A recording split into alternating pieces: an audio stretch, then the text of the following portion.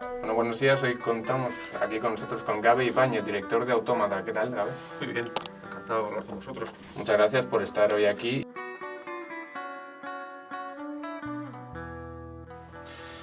Pues, por un lado, el género de la ciencia ficción a mí siempre me ha interesado y yo, pues, cuando era más joven leía libros de ciencia ficción que tenía mi abuelo, ciencia ficción clásica, como las novelas de Asimov, y siempre me había interesado la ciencia ficción de los años 60 y 70, películas como El planeta de los simios o Naves misteriosas o La amenaza Andrómeda, que era un tipo de ciencia ficción muy diferente al que se hace ahora o el que está de moda ahora, que es una ciencia ficción más espectacular, más basada en los efectos especiales.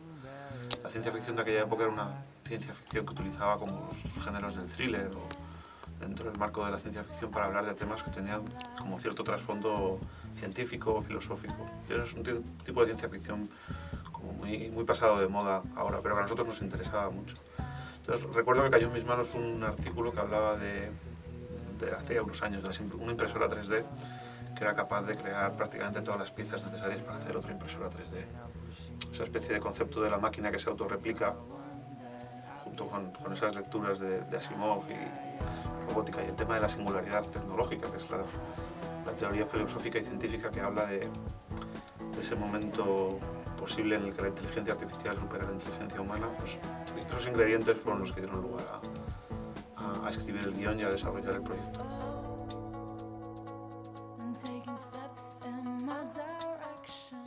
En el fondo, si tú quieres hacer un cine que no es para todos los públicos, una película de ciencia ficción clásica no es para todos los públicos, no puedes dirigirte a un público local, al público nacional.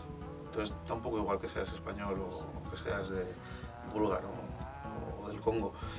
En el fondo, tú si eres un cineasta y quieres hacer historias que no son masivas, tienes que dirigirte al público internacional, al público del mundo, al pequeño grupo de gentes que puede estar interesado en cada país en el tipo de cine que tú quieres hacer. Y esa es la primera decisión, que Automata tenía que ser un proyecto internacional hecho para el mundo, no para España, hecho para los amantes de la ciencia ficción clásica de todo el mundo, ese pequeño grupito de gente que hay en todo el mundo. Y desde esa decisión pues te lleva a escribir el guión en inglés y bueno, cuando una productora se interesa, pues se interesa en hacerlo para el público mundial, con lo cual es mucho mejor tener un reparto internacional. Y yo trabajé con Millennium, que es una productora con base en Los Ángeles, por los que produjeron la película, y ellos habitualmente trabajan con un grupo de actores, entre los que está gente como Robert Foster o Dylan McDermott. Y tuvimos acceso, digamos, a un casting americano muy bueno gracias a la productora. Luego gente como Melanie Griffith, era un tema más de relaciones personales de Antonio.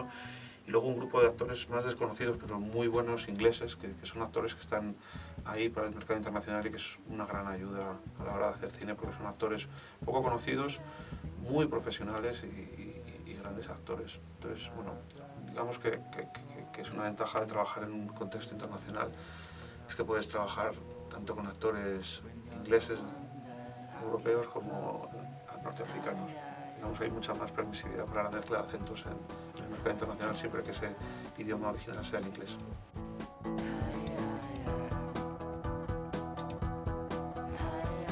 Me parece bien, hombre, siempre que la gente vaya al cine es buena noticia. De todas formas, habría que ver qué ocurre si prolongas esos días, y habría que ver si realmente las distribuidoras pueden resistir eso, pueden hacerlo así. Yo creo que el que tiene interés en ir al cine, pues accede al cine de una manera u otra. Entonces, luego tienes varias opciones. Puedes ir el día del estreno, que igual es muy caro. Puedes ir un día a una reposición, que es más barato. Puedes esperar a que esté en la biblioteca. Puedes alquilarlo en el videoclub. Al final te la puedes bajar gratis también, que nunca es gratis, es pagando a Telefónica o pagando a Vodafone.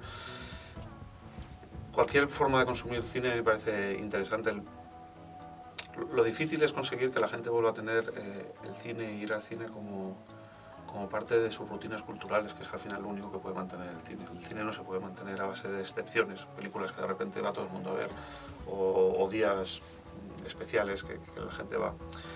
Supongo que esos días son una forma de la industria de ir sopesando la relación que hay, que no es una relación directa entre la bajada de precios y la asistencia de la gente. Por eso supongo que cada día ponen más días, luego pasarán a 5, luego a 6, y supongo que la curva de asistencia irá bajando, y eso les dará una pista de cuál es el precio en el que pueden encontrar la mejor relación entre la gente que asiste y lo que paga por ello, que al final es lo que les dará la idea de cómo pueden ganar más dinero.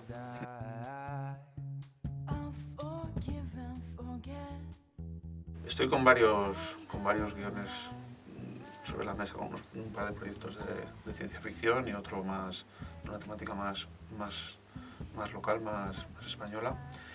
Y sí, lo estoy desarrollando y ya veremos. Cuando empiezas a desarrollar un proyecto nunca sabes dónde va a acabar. Tienes idea que te parece que es buena, que te parece que puede funcionar, pero luego cuando esa idea la plasmas en un guión, con sus actos, con todos sus personajes, pues hay veces que te das cuenta de que la idea no funciona, que no es suficientemente sólida para dar lugar a una película. Incluso una vez que has terminado el guión y estás contento con él, pues evidentemente entras en una fase de producción en la que a veces las cosas suceden y a veces no. Pero bueno, si decides dedicarte al cine es lo único que puedes hacer, preparar proyectos y ver hasta dónde llegan. Bueno, pues muchas gracias, Gabe, por estar otra vez aquí con nosotros y terminamos la entrevista con esto. Nos vemos en otra ocasión. Muy bien, muchas gracias.